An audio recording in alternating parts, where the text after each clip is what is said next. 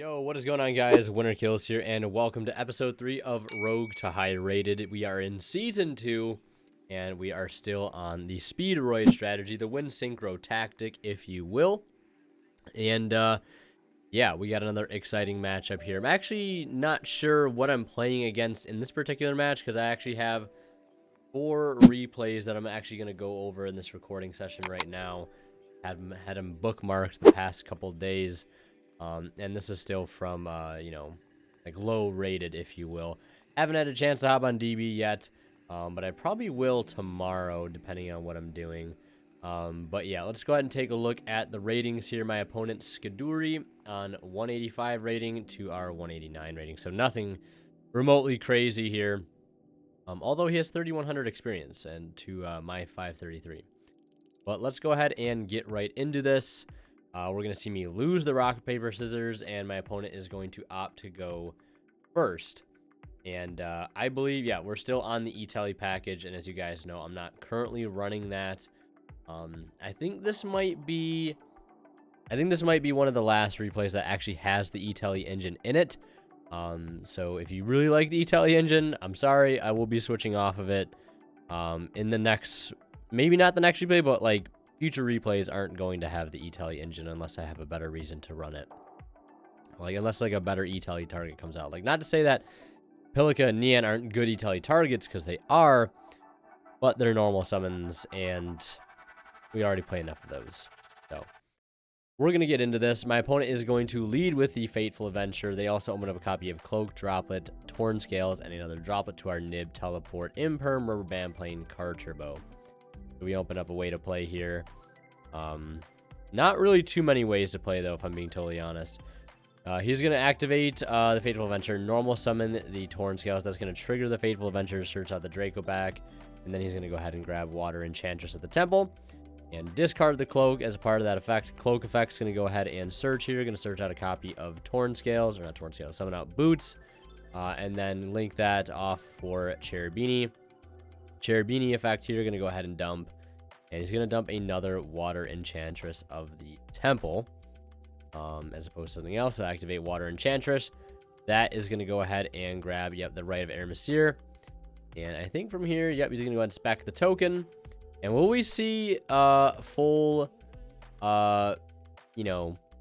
adventurer combo? I don't think we will. I don't think he has a way to get to the Griffin Rider here. Unfortunately, so he's just going to take the Brave token, I guess. I guess he could link it into Link Spider at some point if he's going for the Scythe Lock. He's going to go ahead and summon out the Torn Scales off of the boots after it went search the Fog Blade. And he's going to go pitch the Rideable Dragon off that Torn Scale, dumping a copy of Gloves, and activating the Draco back to re-equip itself, special summoning out the Water Enchantress as a level 3 extender here. So probably using the Brave Engine to get more level 3s in play, as opposed to trying to worry about hand traps here. Little does he know, I have 2 hand traps. I guess it kind of works out in like both of our favors, because like, yeah, he could have gone for the Griffin Rider, but I don't know, like, if he super needed. I mean, judging by his hand here, it does look like he really needed that like extra level 3 body to keep going. So he kind of had to forego the Griffin Rider based on what I'm seeing here. It wouldn't have mattered anyways, because I had 2 hand traps. So yeah, he is going to go ahead and activate Levier, detaching the Torn Scales, obviously, summoning back the Cloak here. Going to go into Rusty. Rusty effect, going to go ahead and send and set. And he's going to go ahead and send another Cloak, probably just for, I guess, Uber follow-up, I guess, at this point. And if I get rid of one, I've got to get rid of 2, because that's more follow-up. Setting in Fog Blade, Gloves effect. Let's see what he sends here. Probably Wings. Yep, nice Monster Reborn there. That's going to go ahead and revive one. Going to bring back a copy of Cloak. And then link off 2 into Dagda. So yeah, this is just basically Scythe Lock. I've played like against a lot of PK variants as of late. Probably like a little too much. Okay, maybe I see why he sent another Cloak now, because he was just going to revive one off of Wings. And he didn't want to revive either. Or he didn't want to revive like the Gloves, I'm assuming, because he had to use that to dump the Wings in the first place.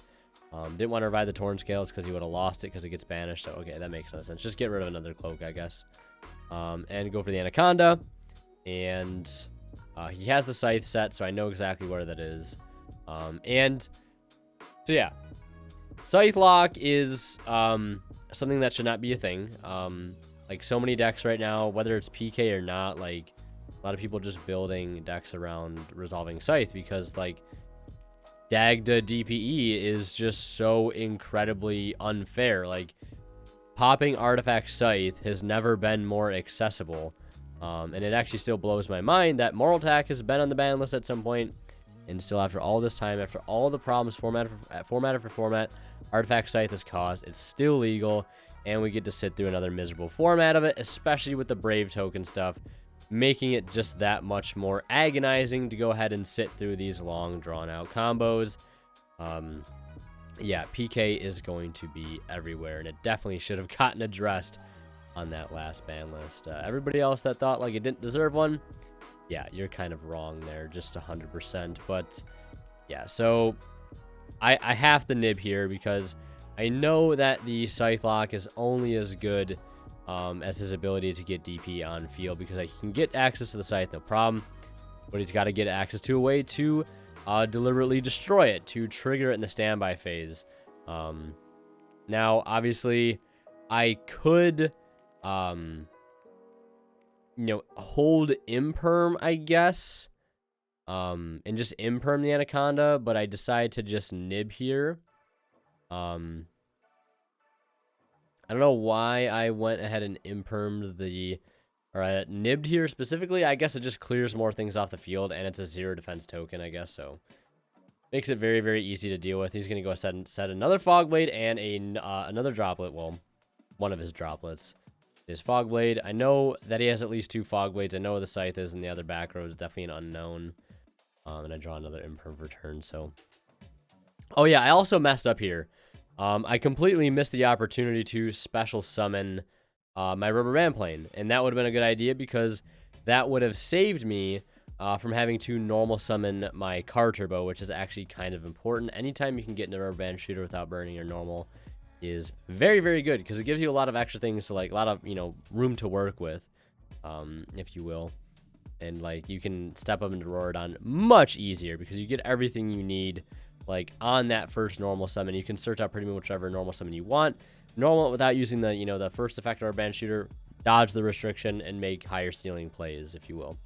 But I completely missed the opportunity to summon the Rubber Band Plane, so it is what it is. So I do have to make a bit of an awkward play. I do start with E-Telly here. I could have like tribute summoned the Rubber Band Plane and then spec'd the Car Turbo, but that still takes my normal summon. So I guess I go for Nian here, and then activate Rubber Band Plane on that. Because I really wish I would have had access to Pilica play here. That's really what I should have done. But again, I forgot the Rubber Band Pain. Yeah, that's what we're experiencing right now, Rubber Band Pain. So that gets summoned. I drop the token by 6. And it goes down to 2k. And then we spec out the Car Turbo here, which I didn't technically need to do. Oh, then I go for Kite Drake. Okay. Yeah, because at this point I'm trying to force out his Fog Blades. Because, like, this is where things get kind of tricky, because it's like, and this is also where not summoning Plane is actually coming back to bite me. I was going to say this is where Clearwing Rider could come in very clutch, but let's say I had summoned Plane like a smart person on the summon of my own Nibiru. I could have spec'd Car Turbo and just used Car Turbo Plane to go into the Kite Drake, and then I could go ahead and E-Telly out Pilica.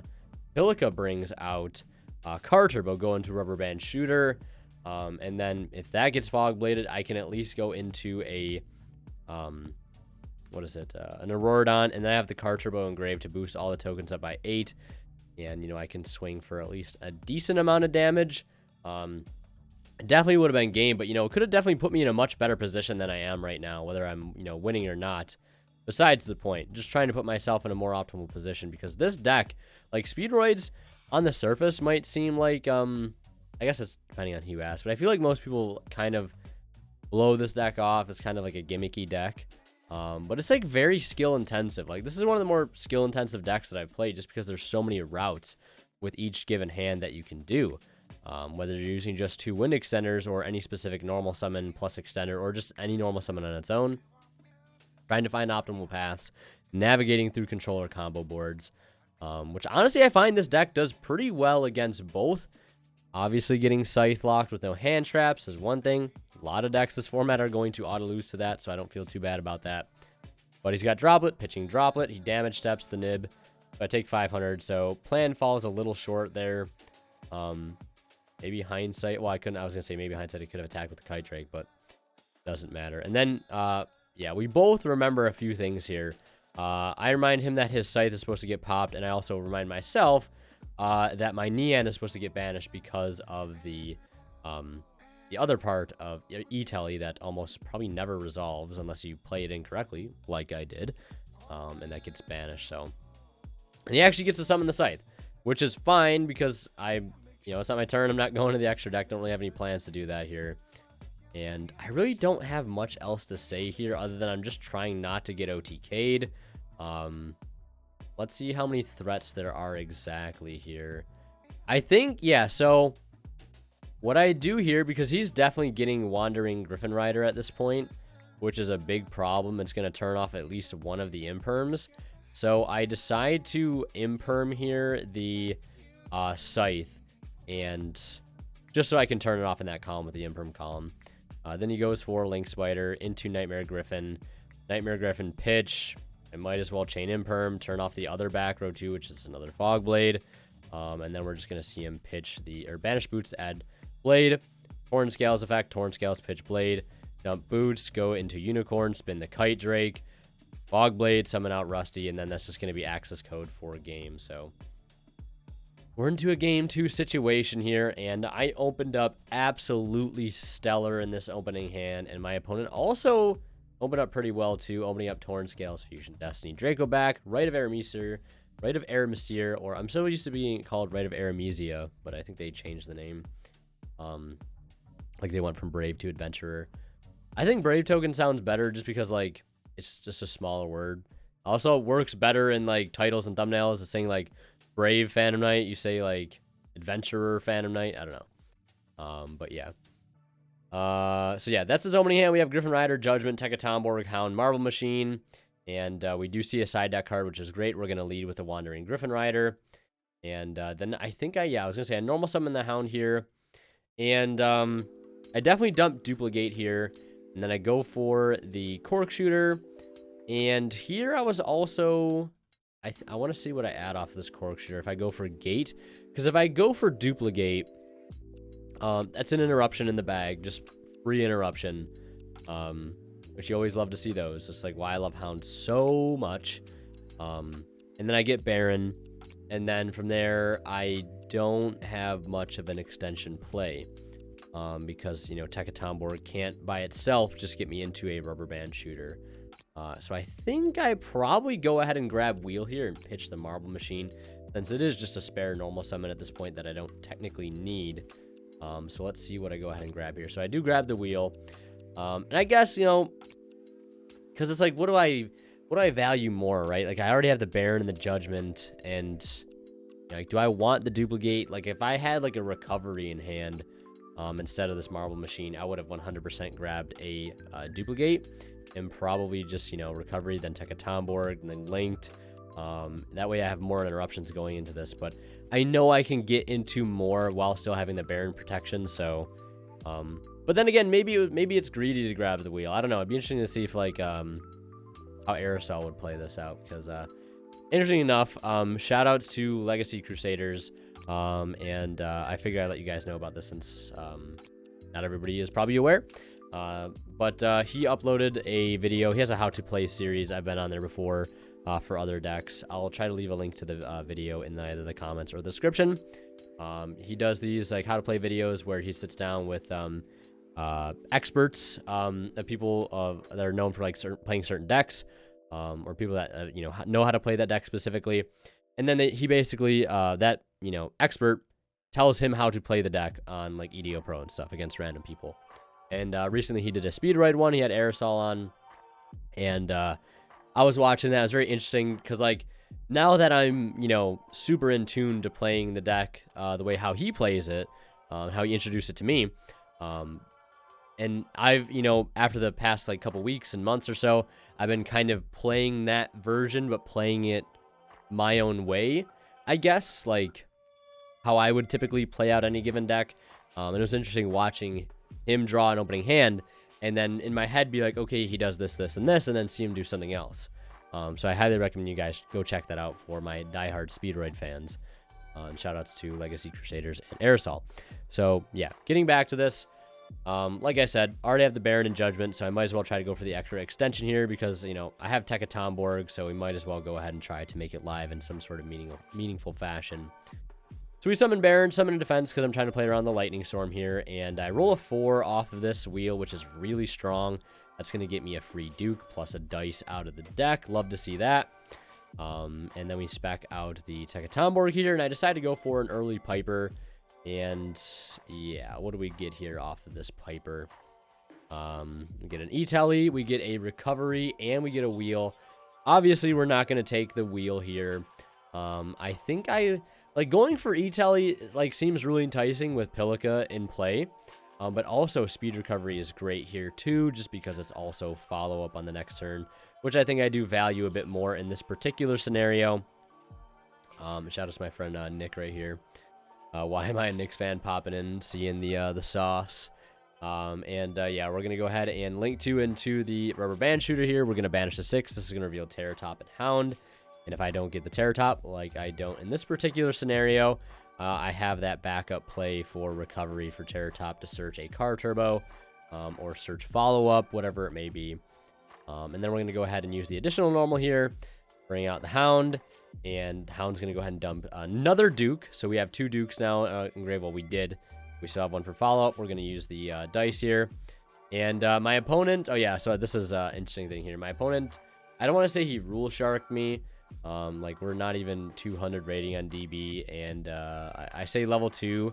And then if we check the logs here, how long did it take me to say level 4? I go level 2 at 209. And then I go level 4, sorry, at 2018. So 9 seconds later, I say level 4. But my opponent says I already declared it. And I'm like, you know what? I'm not going to be like, oh, you're going to shark me. Like, I'm just not going to get into it. I'll stick with what I said. It's level 2, completely fine, which just means I'm going to go ahead and actually Synchro 6 here into the Stardust Charge Warrior. And this was a little bit of a slip on my behalf because I thought like, oh, I could go for a Cork Shooter play here, but we already did a Cork Shooter play, so I can't go for that play and go ahead and revive the 2. So we have to make an alternate play, and that play is going to be going into Charge Warrior to pick up a draw. And what do I draw into here? We draw into a Rubber Band Plane, which is actually going to play a huge role here into completing the board. What else could I have done here? I guess I could have Synchroed 7 into including Fast Dragon, and then recovered out of dice and made Crystal Wing. Very suboptimal way to get to that board, but it's a way. I was going to say I could make Wind Pegasus, but I'm not playing Wind Pegasus in this build. And boy, I wish I was. I've been loving Wind Pegasus at Ignister lately. It's been so good. So I go for the Clear Wing Fast Dragon here. Just another interruption on things like Bardishas and Anacondas, right? Extra free interruption. Summon out the plane, and then we bring out Piper, and this is my Shen Shen here. So we're going to get access to Shen Shen, put that in defense. Probably could have also put this in defense, but it is what it is. Opponent's going to draw Fateful Adventure for turn. So we still have 3 interruptions here, plus we have a Recovery Engrave, Hound with a level 5, and 3 options. And we also have Duke available to us as well. Yeah, and the reason why I said 4 there is because I wanted to go into Higuita and then make double Crystal Wing with the Recovery, bringing back a 3. Or I could make Crystal Wing Shen Shen instead of Fast Dragon. So by me mixing up those levels, it was like I took a draw plus Fast Dragon versus Higuita no draw Crystal Wing. That's basically what the trade-off was there. My opponent was probably still shocked to see me end on a decent end board there. He's going to start with the Rite of Aramesir, activate Draco back, and I say activation is fine. He's going to go ahead and use the effect here. That is going to force a bounce. Yeah, Yeah. While this card is equipped to a non-effect monster, you can target one card your opponent controls, return to the hand. If this card is in your... Yeah. So he's going to go ahead and try to bounce the Baron. I do negate there. He activates the Fateful Adventure. And here, I believe this is going to allow him to grab the Wandering Griffin Rider, which I really can't allow him access to here. Maybe he was going to go for an Enchantress. I have no idea, but I can only assume that he's going to try to get access to Griffin Rider, which will deal with the clearing Fast Dragon, allowing any of his other cards to go through. So we negate that. He normals Torn Scales, links into Link Spider, and then he goes into the Anaconda here, and I'm like, okay, great. Clearing Fast Dragon is going to come up really, really clutch here. He pays the 2,000, dumps the Fusion Destiny for cost. Fast Dragon obviously is going to go ahead and negate and zero it out. And he's going to go ahead and activate Fusion Destiny as one of the second to last card in hand. I'm like, oh my god, of course, the last card, one of the last cards, would be a Fusion Destiny, because it had to be Fusion Destiny, you know? It had to be Fusion Destiny for him to still have a chance here in this game. Otherwise, it's over here at this point. He's gonna, and I can only assume, unless he had no intention on absolutely reading any of my cards, I can only assume the fact that he bothered going into the Anaconda, kind of a tell that he had another play. So I guess in hindsight, I was saying, in hindsight, I could have just let the Fast Dragon not negate that, and then DPE comes out, and then I guess damage step I could zero out with Fast Dragon because it modifies attack. But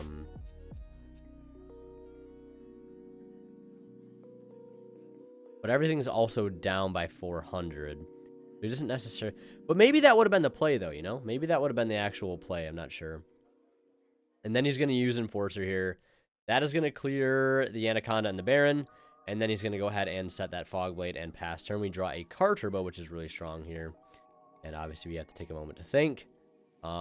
So this is where sometimes Shen can be a little tricky to navigate.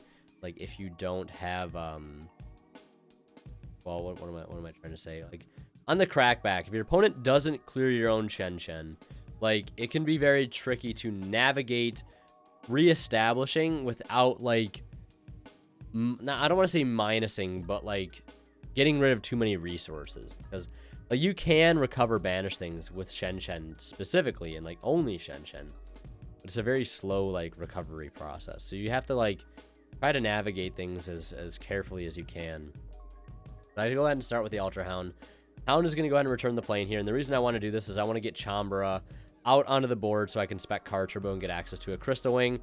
He's not going to go ahead and DPE here. Luckily for me, it's going to allow me to get Car Turbo out onto the field, and that's going to allow me to go ahead and Synchro for Crystal Wing regular Crystal Wing.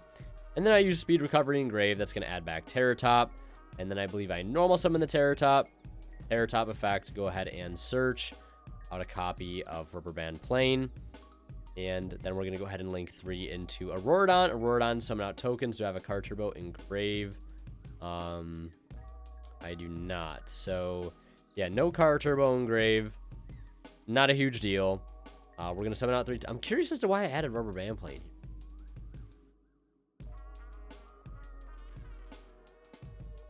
I'm actually kind of curious as to why I added Rubber Band Plane and not just another follow-up card, I guess.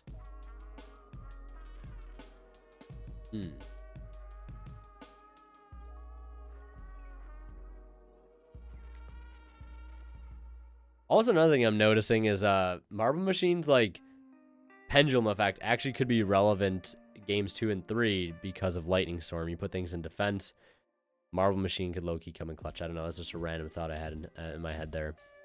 It's a 1 in 1,000 game type effect.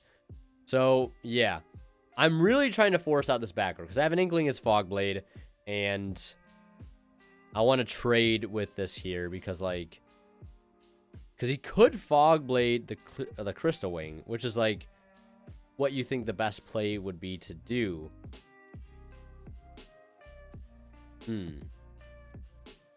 Yeah, I just don't want to know why I added rubber band plane units. I think I know why. I think it's to like drop the DPE down so I can run over it. Like it's still dropping all my stuff by like not even Shen can get over it because it's at 2400 right now. So, and also the cool thing about Rordon is it does not target, destroy one card in the field. So I don't have to target anything. I might have accidentally targeted the set, but he admits defeat here anyways because he chains DPE, and I thumbs that up because I'm putting him in a scenario right now where if he destroys the Shen, I can negate with Crystal Wing, and that'll clear the DPE, but I don't even have to... Well, no.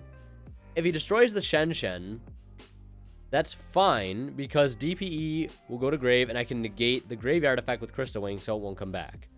And if he destroys the Crystal Wing, I let that go, because that means his DPE is going to get banished.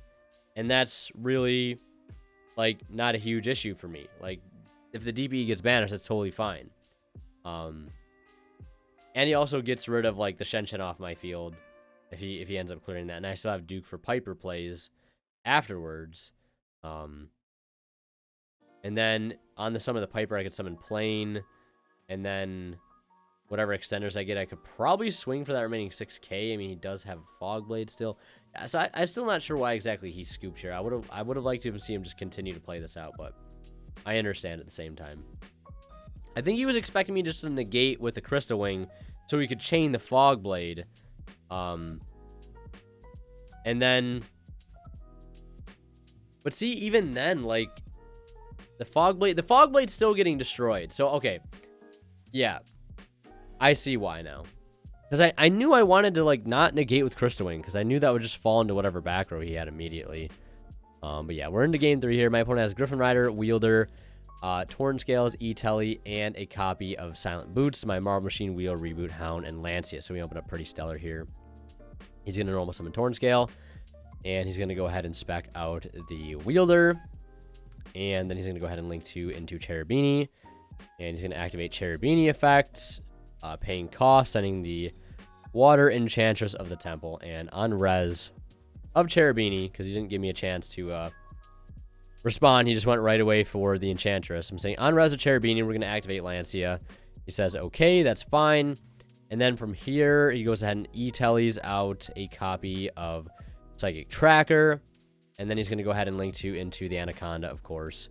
Why not fall onto Plan B? Dump the Fusion Destiny along with the bricks to go ahead and spec out DPE. And that is going to do it for his turn. We pick up a Cosmic Cyclone. So I was strapped for the back row, but luckily we did not need to use those cards here. So we normal summon Marble Machine. This is a pretty fragile hand. Double normal summon plus wheel.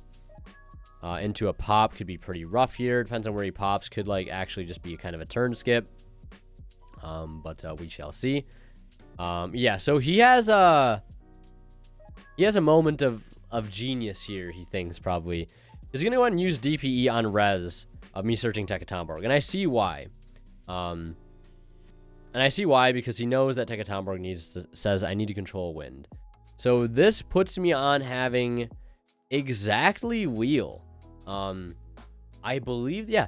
Or this puts me on having Griffin Rider as well, because Griffin Rider would work as a perfect substitute. So this puts me on exactly having Griffin Rider or Wheel, and I think, or Terror Top. It puts me on having those 6 specific cards. That's a lot of cards, but, because like I was going to say, even at this point, having Recovery doesn't work as well. Maybe I should have normal the Ultra Hound, because if I did have Recovery, I could revive it, but I guess it didn't matter with this particular hand. This is going to clear DPE here, and I'm like, at this point, if there's no interruptions, and I roll pretty okay here, even if I roll a 1, it's fine, because I have Tekatomborg for Duke, and then I get Duke and Dice Engrave, and we can keep playing. And I know this is a bit of a longer episode, so I'll try to hurry up here. We're going to go ahead and ditch the Hound. We roll another 4, and here comes Duke and Dice, and yeah, this is just going to be game out right here. He is at 6k. I decide to go for the early Piper again. I think it's because I'm like afraid of Nibiru. And I want to take those early pluses where I can. So I take the Ash, and I think when he sees the Ash there, he actually goes ahead and quits. Calls it quits there. So, yeah. My next play would have been to link into the Band Shooter, banish to 6, reveal Terror Top, and another Hound. If I get Hound, I can dump Gate. If I get Terror Top, I can search Car. And we can just party on from there. Make double Crystal Wing Shen, or maybe make Chambra since I was going to manage 6, and just absolutely OTK with Reboot and Cosmic in hand. And his DPE is not going to come back next time I face because he'll have 0 life points. So that brings our rating to 208, breaking that 200 threshold. Thank you guys for watching. If you want to see more of my content, check out one of the videos popping up in the bottom of the screen right now. As always, Winter Kill signing out. We'll see you guys in the next one. And like always, a huge shout out goes to our Divine Level channel members, and they are Tweeter0226, Pony Start, Cadillacs84, Keith Sidgers, and Black Ninja Money. Thank you guys so much, as always, for your extremely generous support of the channel.